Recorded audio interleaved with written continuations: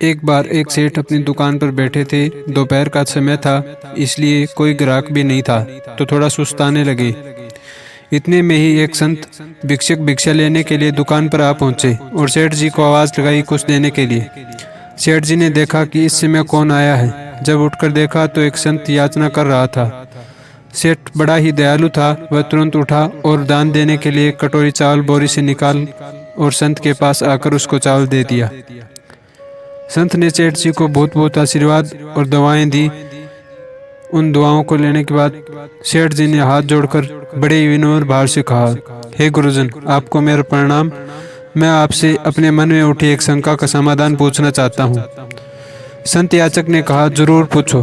तब सेठ जी ने कहा कि लोग आपस में लड़ते क्यों हैं। संत ने सेठ के इतना पूछते ही शांत स्वभाव और वाणी से कहा कि सेठ, मैं तुम्हारे पास भिक्षा लेने के लिए आया हूँ, तुम्हारे इस प्रकार के मूर्खतापूर्वक सवालों का जवाब देने नहीं आया हूँ। इतना संत के मुख से सुनते ही सेठ जी को क्रोध आ गया और मन ही मन सोचने लगे कि कैसा घमंडी और असभ्य संत है। ये तो बड़ा ही कृतघ्न है। एक तरफ मैंने इसको दान दिया और ये मेरे को ही इस प्रकार की बात बोल रहे हैं। इनकी इतनी हिम्मत। और ये सोचकर सेठ जी को बहुत गुस्सा आ गया और वे खरी खोटी सुनाने लगे काफ़ी देर तक।